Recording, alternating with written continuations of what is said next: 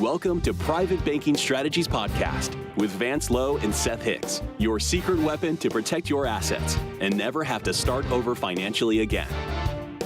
Vance and Seth help high net worth individuals, families, business owners, and investors structure an asset-protected, tax-free fortress for their families. Learn how to keep what you earn and use the velocity of money to create your own private banking system.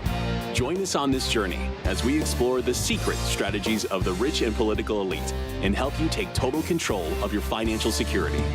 Now, on to the show. Hello and welcome to Private Banking Strategies with Vance, Lowe, and Seth Hicks. Gentlemen, how are you today? Doing great. Wonderful. First of all, if you have not heard the last podcast, this is actually the second part of it. The guys covered some amazing things. I'm going to let them speak to that. But I have learned a ton from you guys. And I think I was in the sheep crowd early on because, and I say that as lovingly as I can to myself, but when you guys started talking about, centralized banks and having your money in a banking system and things aren't truly guaranteed the way we think they are, they're not as safe as we think they are.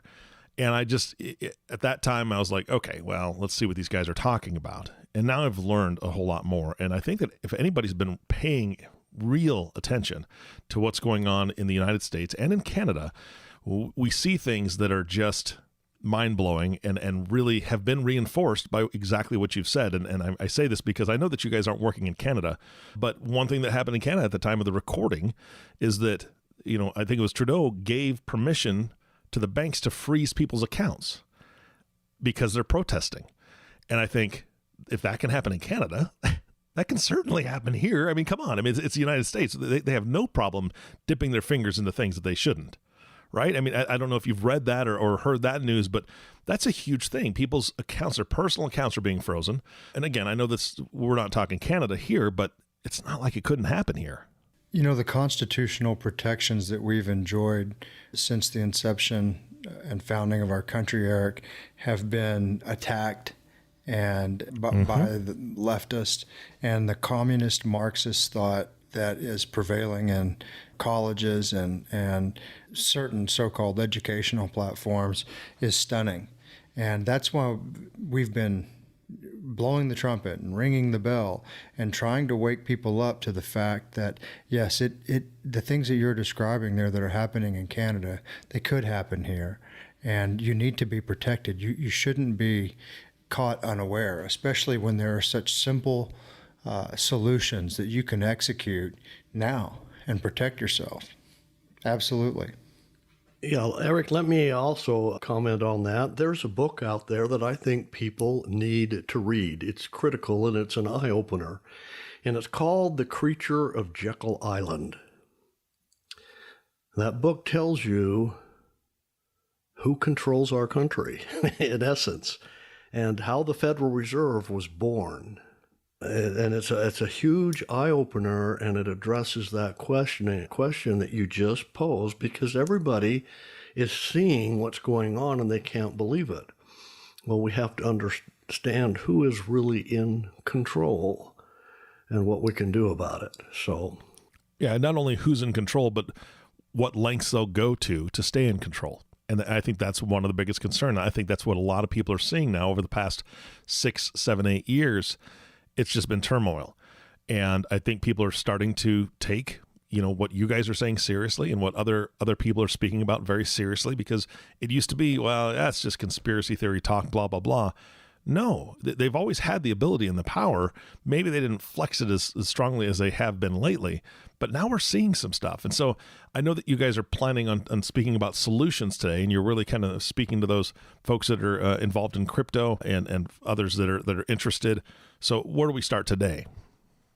Well, I want to also just mention something about the book that Vance mentioned and the year 1913. It was a critical year, Eric, where both the IRS and the Federal Reserve were created.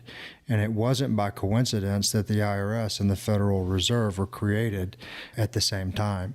And it's at that point that they put pressure on the president to acquiesce to the Federal Reserve's involvement in monetary policy in the U.S. And that's where we effectively started down a road that we should have never started down. And so and what it's led us to now is inflationary spending up to $30 trillion is about the current mark of national debt. And there's 6 to 10 trillion slated by the current administration for further spending. And there's nothing backing those dollars. So anyone knows that this form of Keynesian economics and derivative lending and fractionalized banking has caused our monetary system to effectively implode. And the writing's on the wall, but you don't have to play in that sandbox, as I like to say. And we've got solutions for you. And for those folks out there in the crypto investment world that are expecting large profit-taking possibilities in the coming months, or those who are selling businesses or have inheritances coming or any other type of large sum income, there's a way to plan and structure even before you have the money in your hand. And like we talked about in the last episode, we like to form the perfect private family bank through a contract with insurance companies. And we have a whole life component, and there's also a term insurance rider, Eric, which allows someone to execute an option once that they have that windfall money coming in. And Vance, I'll let you chime in here and explain what we've seen in the past 6 months with expected proceeds coming in from crypto that have become delayed and some of the mentality that folks have out there with that. Yeah, I want our listeners to understand a lot of times in life, information comes at us so fast that we have to do what's called pigeonholing. Oh, I know all about that. And when we hear about life insurance, oh, I know what that is. I've heard that. Dave Ramsey said this, or Susie Orman has said that. And you rat hole information thinking you know what it's all about, when in fact, you don't. One of the very, very safest, most lucrative investments on the planet today are held within these life insurance contracts. How would you like to be able to have a guaranteed growth higher than any place else we can get it, and yet pull money out and put it to work and self-finance, put it back, do all kinds of things, having that interest, that compounded interest, income tax-free? Well, we've got another phenomenon going on right now. People have learned, they've heard about the private banking. If you haven't heard about it, a lot of times we're wondering if we're living under a rock, because this news, this information about private banking is out there now. It's starting to filter into a lot of people from friends and everyone else who already have the strategy going. And now, to address the windfalls, okay, something's coming in, so I want to get this set up. Seth and Vance have said this, so yeah, I believe it. I've done my study. It feels good. It feels great. And let's go get qualified. Let's qualify for the very maximum amount we can qualify. And that's what we do. We go out to several carriers and find out how much they'll insure these people for. And they qualify. And then it's time for them to exercise what's known as their safe strategy, something to get started so they can learn the system, so they can absorb these windfalls that are coming in. Well, because of the delay of crypto, and throughout my whole life, for the last 40 years, when an estate plan or an estate is being divvied out through inheritance, there's always a complication. There's always, oh, we can't release the money yet. And there's always these complications. Well, the people that are doing it right with the crypto right now, since they don't have the money, they're looking at what can I do to preserve all this underwriting? And we're saying, well, there's a term option out there. For pennies on the dollar, you can literally take those contracts and preserve them for the next 10 years if you need to. And sometime between the next 6 months, 8 years, whatever else, you'll want to decide if you want to start converting those. You don't have to convert the whole things. You can piecemeal in. You can start conservative and go strong, or if the big or the big windfalls come in, then you can max out those contracts. So we're seeing people do it right, but we're seeing too many people postponing, saying, oh no, we want to wait until the windfalls come in, and then it's really too late. This is a great opportunity to solve all these issues, and we're going to give you all these solutions today, but we have to come up to the plate and go forward. So I hope that helps. Seth, go ahead with the rest there. Yeah, absolutely. Thanks, Vance. So the term riders help people create an option that stays open, Eric, for them, and it gives them the ability to convert small outlays of cash into large banks. And that's what most of our clients want to do. They want to create an option where they can have a large place to bank their cash. And the reasons that you want to do that are manyfold. We've got 7 pillars of private banking strategies outlined on our website, and we've done a number of podcasts that dive into some of those specific pillars, but it bears repetition. In fact, it bears repetition over and over. And the number one pillar for private banking strategies is asset protection.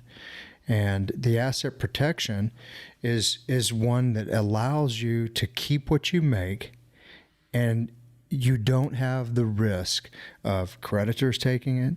You don't have the risk of having money evaporate. I mean, how too often do people have their expenses, their monthly expenses, they're breaking even, and they don't understand where their money went?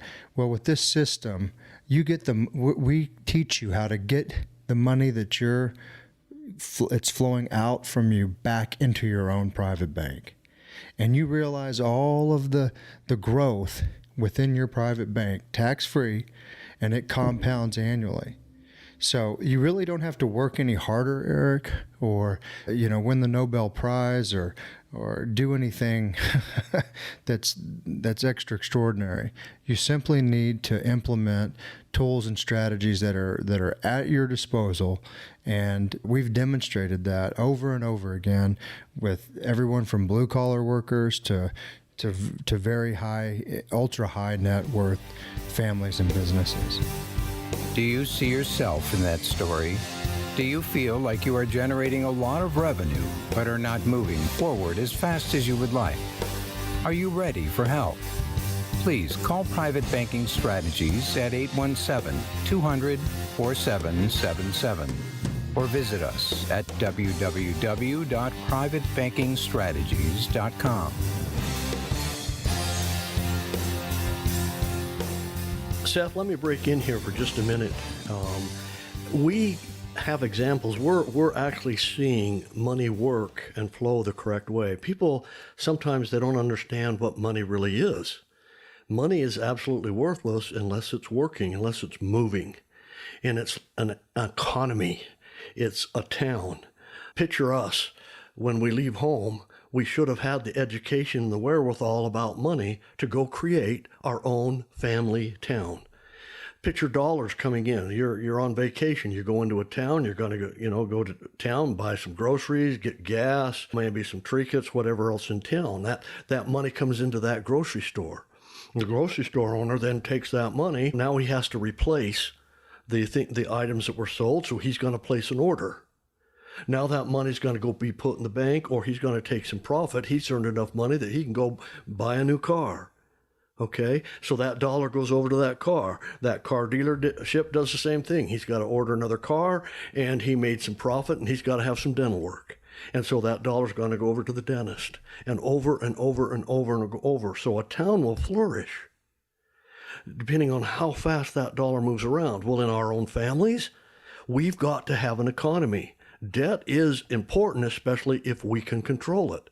Interest rates going out, we don't like that very much, but if our return and our volume of increase is higher than that expense, then money is flowing. The very worst thing we can do in the economy that we're talking about is letting money sit idle in accounts, doing nothing for us, but trying to earn interest rates.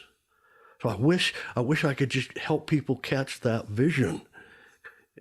And once you do, then the lights come on, and we start understanding that there is a brighter world out there where we can work once for the money and start putting it to work and keep bringing in new money instead of having to start over every single month because we spent our principal.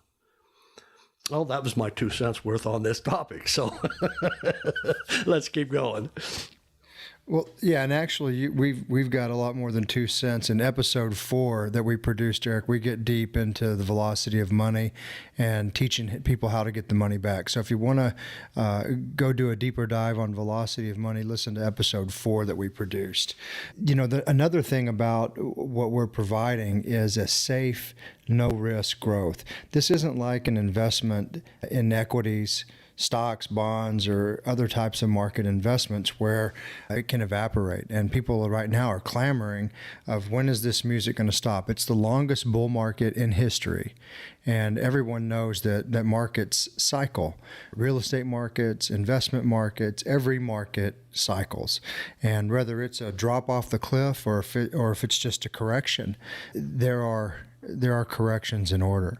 Whereas with the strategy that we're presenting, it is a steady increase, and then as things start to pick up and compound after years 7 and 8, the increase becomes more parabolic almost.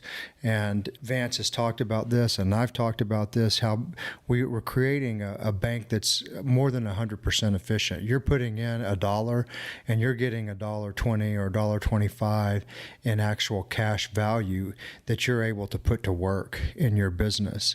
And there's no other business like that on the face of the planet where you can get a multiplied effect from what you're putting in your business and able to put that to work for yourself. So not only are you guaranteed an annual return somewhere between 3.5 and 3.8%, plus dividends, which have been paid for almost 200 years on these assets without fail any year, even through the Great Depression or economic recessions or any other type of war or catastrophe, they've been paid. So you've got those things working, plus the fact that you can use the same dollar more than once, over and over again. And the returns that we're seeing are in the 30s and 40 and 50% internal rates of return. And we break those down with examples in some of the other podcasts. And so if you want to binge content, be our guest. It's all on our website, and we'll tell you how to look at that at the end of the show. You know, I just love this topic. I love it when lights come on for people and they can see. If I were to buy the debt on my car and have the person in the mirror, you know, we have to be a client of our own business in order for our business to succeed. If I turn around and make that payment to me, the return of scale is astronomical. 50% is the average. There's no taxable events in your economy, by the way, folks. There are no taxable events on the gains and growth inside your private banking strategy. Bringing new money in, now that's a different story. Uncle Sam wants his fair share. I'm sure he wants his fair share on the inside, but it's private. And there's no taxable events. So let me ask you a question, because you covered this a little bit in the last podcast, Vance, specifically, where you said that you started with one contract. I think that everybody does, but you've had to grow in the number of contracts because your bank has grown, which is it's a good problem to have, in my opinion, right? Growth means is a positive thing in my thought. So when it comes to these folks that are, maybe they have a sale of a business or it's cryptocurrency and they've got a windfall or an inheritance, like you've said, how quickly can you create multiple accounts?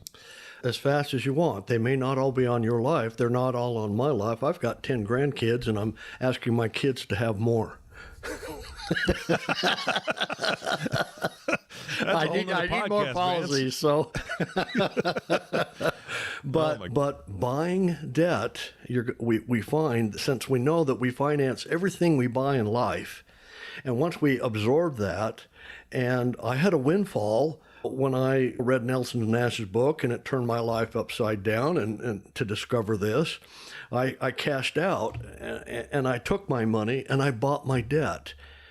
And that flow coming in now, every single month that was outflow, is filling up my contracts faster and faster. And then I keep lending out more money. I'm to the point where we have a family bank. We lend out for cars. We're lending out for education, for toys. And I'm financing my own real estate mortgages. So it just keeps growing. And I want to put it back because I don't want it in real banks. And that's where I'm having the problem. Gotcha. So, I mean, for anybody that's getting a windfall. Right. Yeah. So anybody that has a windfall, they can set up multiple contracts at the same time. I mean, obviously there's a process they have to do to get everything set up to begin with. And then you teach them how to then set up multiple contracts so they can take care of this windfall and get it out of the regular banking system. Exactly. And it's much, much better. And we perspire less is a better word for this. If we start and test this all out and have it all proven before the windfall comes in. And now... Got it. Before they sell. Yeah. Now we're rocking and rolling. Now we can just jump into all those policies because we know what we're doing. And the way that vehicle moves is through the term rider option, Eric, because let's say, for example, you pay pennies on the dollar, a few $100s a year for a term policy that has, let's say, $1 million benefit to it.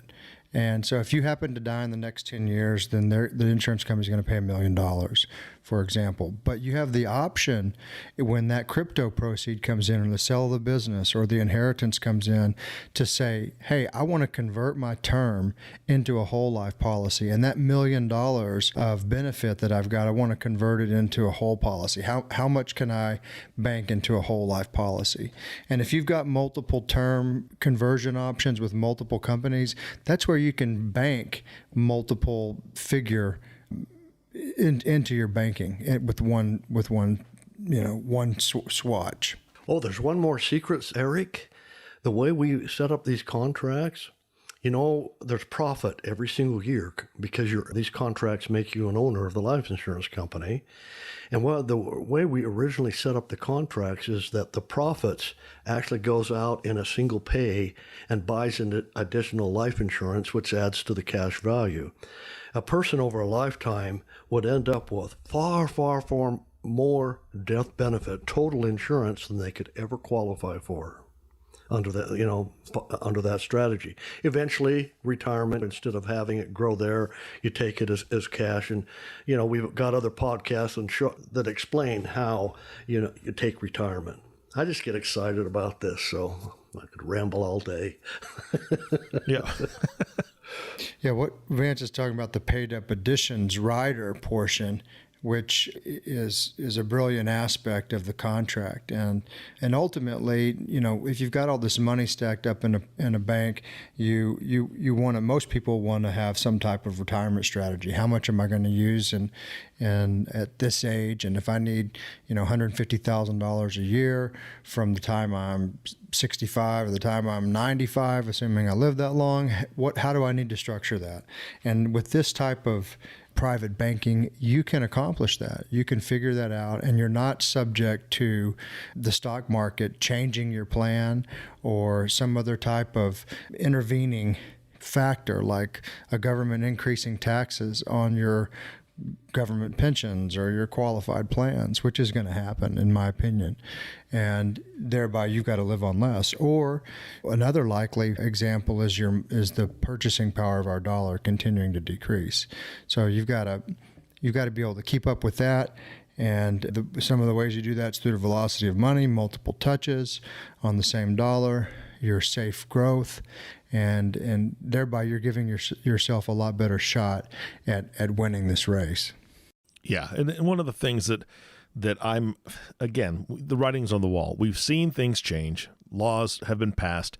This, to me, I'm super excited about it because of multi-generational wealth, and that, building that multi-generational plan and doing that. We didn't really touch on that today in this podcast, but you've spoken about it on others.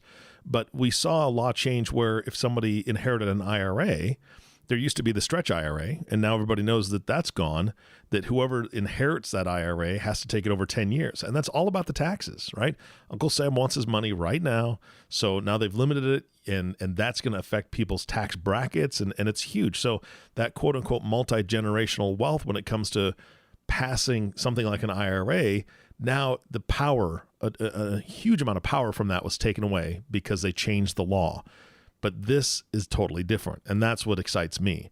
I know we're running low, and I probably just opened a whole can of worms for another day, but before we end today's podcast, is there anything else that people need to hear about today's topic? I just want our listeners to know that there's hundreds and thousands of crypto investors out there who are going to watch their potential dreams slide by.